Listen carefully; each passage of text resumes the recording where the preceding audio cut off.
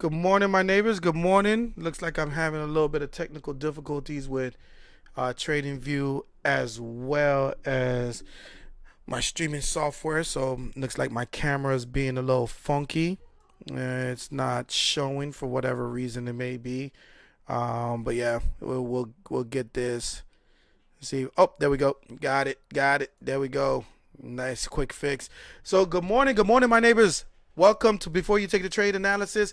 Looks like I'm gonna have to probably take my talents over to YouTube until TradingView fixes their streaming issues. By all means, please hit the like, subscribe, and the bell button. Since this is on YouTube, of course, if it was on TradingView, you would hit the rocket and all that stuff. That way, I could go ahead and get those algorithms working in my favor. But by all means, all I can do is ask for your support. It'll be greatly appreciated. By all means, let's go ahead and get to it because I have to do this quick so I can open up my trading floor. So unfortunately, all the technical issues has delayed me quite a bit. All right. So let me go ahead and share this.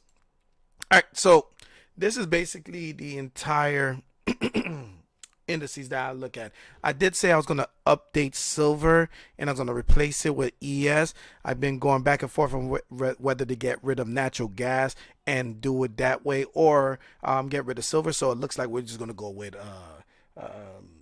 silver. Silver's out the window, which is okay. You know what I'm saying? Because silver is an okay ticker. I think if we follow gold, silver kind of follows it.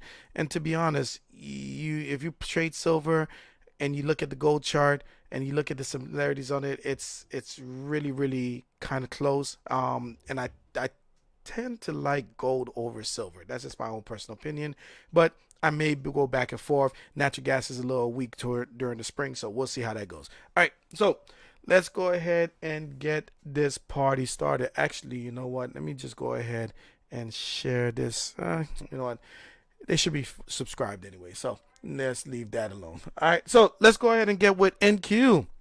All right, so NQ has been doing some interesting things. I almost want to go ahead and just reset all my drawings completely, kind of show you what I've been looking at so you can get a little bit of sense of this. But I think I'm going to take up a lot. You know what? Let me just do it the right way because this is what I want to do so that way you can get the entirety. Oh, actually, I just did that wrong.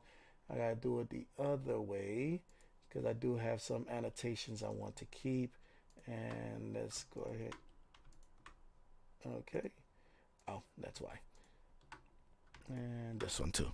All right, let's get rid of all these drawings. And I just want to go ahead and just explain to you what I have been seeing. So the biggest thing that was a critical side of NQ, I think where we kind of bumped our heads and we was looking for some type of rejection and everything else was back in July. We didn't really make extreme highs here and we had trouble making highs past this level. So what I did do, I was looking at this level and I boxed this entire thing out like this. And I basically considered this an area of interest in the market. This is where buyers and sellers was going to meet, and they're going to go ahead and have a nice little argument on which one is right. Are we going to be bullish or bearish? And I had a strong feeling because we didn't go in with a lot of momentum and just like shoot right past the level, which is 16,062.75 roughly. We really started bumping our heads here, and it made it difficult for the market to even go ahead and reach to higher highs. Now, here's the thing. I'm going to go ahead and fast forward this a little bit and bring us to like current. So you'll see and be like, wait, JD, you just said that we didn't go past it. I see these wicks here. Listen, wicks don't matter. Wicks is just an idea of where it can be. Think of it as a person with potential that you're about to hire, right? That's what wicks are. That is not telling me that we're going to go higher. And that's because we didn't get any close above that level. We didn't hold the level above it. So when you see these wicks, think of it as we need to hold. Get in position if the position shows itself. But what ended up happening here, and I'm going to go ahead and just erase this real quick. If I go to the 1 hour chart, you'll see for 1, 2, 3, 4, 5 out of 6 hours of the market, it was nothing but bear dominance. There was no chance whatsoever. And this is following one, two, three, four, five, six, and seven bullish dominant candles. So what this tells me is that at the end of the day, this was going to be turning around. The question is, are we going to hold below what level? 16,062.75, and that's what was the big struggle right there. So when you look at this chart, make sure you understand that the market is going to do what it wants, right?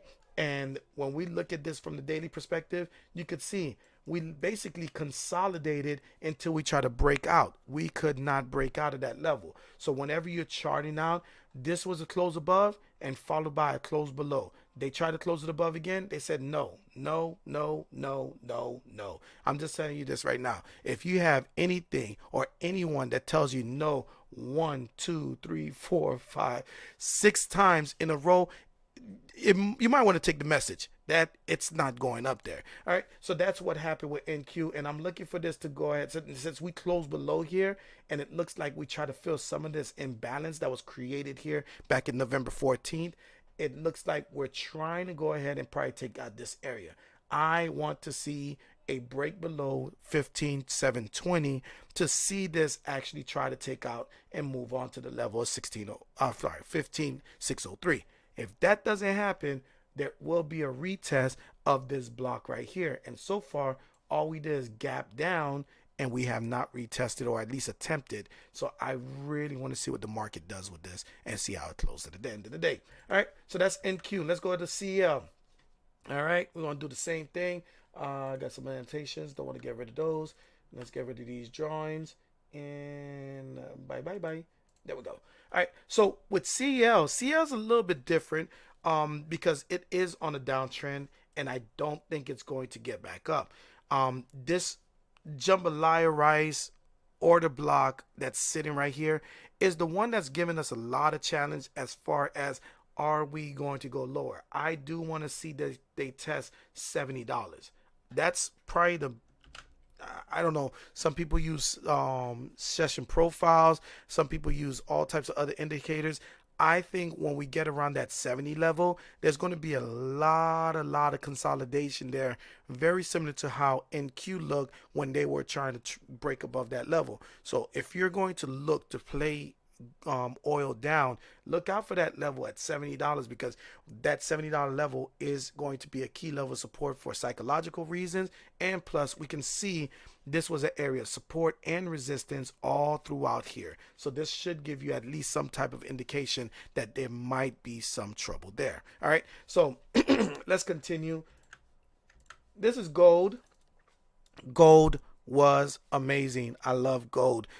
If you have not followed me on TradingView, I do suggest it because I did send a nice little post to everybody. This was November 26th, my breakout, or my breakdown, I should say. And I was talking about the outbreak of the war in the Middle East, that gold has been, unrestrained. It just literally started taking off. And when I went into details here, I basically was explaining that we had a bullish order block and we had a potential double top right here. But I have no bias whatsoever. Whenever you see one of my setups like this where I'm explaining a breakdown, trying to give you an idea what the market can go, I will always promise I'll give you a bullish case and a bearish case when it comes down to it. That way you can be very objective, because the goal is we take the charts that is presented to us. We're not market makers. We're not going to swing the market. All right, so as we look here, you'll see I put a bear case that the 2008 level will be a resistance point, right? And I said the end of consolidation phase will reveal the prevailing trend. Having averted a death cross and rebounding, because you can see right here, we had a death cross trying to cross, and then as soon as we rebound, that gave us opportunity. So there was a trend line. And you can see with the cheat code algo, what was it doing? A nice trend line to this angle here. And then after that, I basically detailed, it's fascinating to consider whether 2008 level can be sustained. If not, the bullish order block might be put to test. So now, there was a chance that we could come down, make this M pattern, because it does look like a double top, but we were bullish. This could be a higher low and we could create higher highs. As I fast forward this is what ended up happening. That double top failed.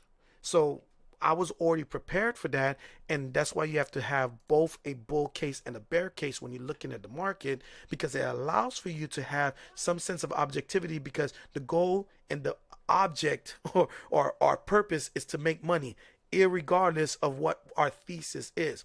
What is the chart showing you? We broke above here with this candle that happened on November 28th and did not look back ever since. We had some retracements, but overall, gold has been extremely bullish just off of this thesis itself. So I do suggest y'all follow me there so that way you can get more information. All right, so let's go ahead and keep this party going. All right. ES, very similar. It is inside of the order block and it's trying to hold its level when it's all said and done. I think this is the one that's going to make or break NQ, because if we look here, it's on top of this order block. I like to call this jambalaya rice or order block, because you can see here this order block has been support and it has been resistance in these levels. So whatever has been support and resistance just strengthens the possibility that it can actually reverse and go ahead and take to that side. So as we continue, guess what ends up happening? Now we broke through, couldn't hold it, and they went to go pick up new friends, and we're trying to hold on the ES side right now. Can we hold this ES side? I don't think so. But when it's all said and done, if we can go ahead and really attack the market and push up, there could be some bull sentiments on that case. So please, by all means, follow my trading view ideas. I'm going to post the chart and I'm going to give you my whole entire thesis later on. Oh my God, I got 2 minutes. All right, so let me go ahead and speed right through everything else. I think those are the most important indicators inside of the market, so we can know if we're bullish or bearish when it's all said and done. And now let's go ahead and get into the British pound. The British pound, very similar to NQ. When it goes up, we go up. When it goes down, we go down, because it follows the dollar, and NQ gets powered by the dollar losing value. So right now, the way this bullish pound is looking, it looks like it's inside order block, which is a bearish order block. And I'm thinking we're going to be coming down on the British pound, which is going to make the dollar get very bullish very fast. So if you look right here, we basically have an evening star that failed. We try to recover, can't get past the block, and all these people that supported got out the way. So right now, what are we going to do? The stochastic does not give me bullish sentiment whatsoever. So we'll see what happens there. All right, on natural gas. Nice bounce off this bullish order block, right? So we've been trying to figure out what natural gas is going to do. I need for it to break this downward trend line. If it doesn't break this downward trend line, we're probably going to go ahead and get into the next bullish order block, which is down here.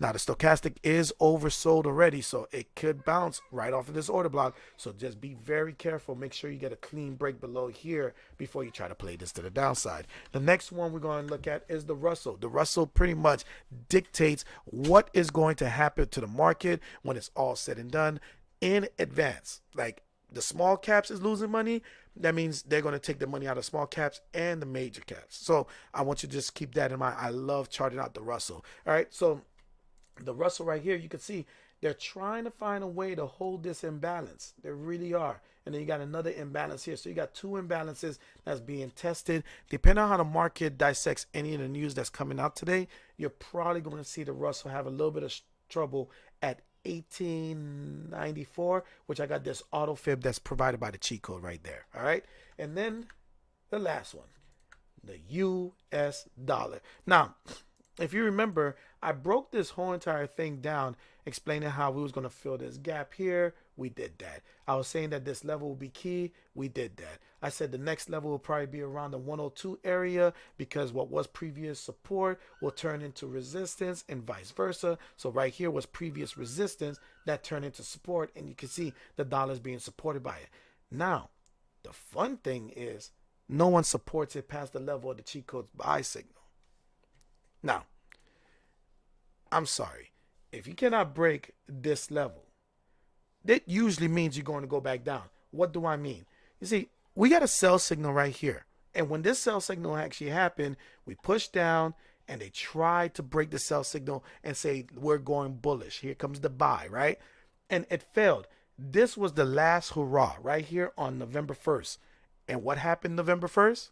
We already know. We've been on a 4-week run the whole entire time to the upside. And you can see this nice doji put in like an evening star type of pattern, and it just completely fell through. So what does this tell us right now?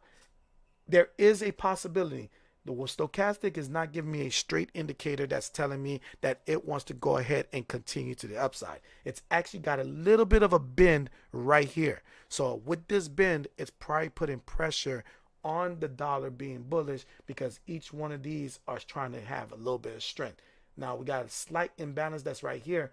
If we retest this area and probably even retest here, I do think that we're probably going to start breaking through, and then you got yourself a little bit left of an imbalance. Actually, it's not an imbalance.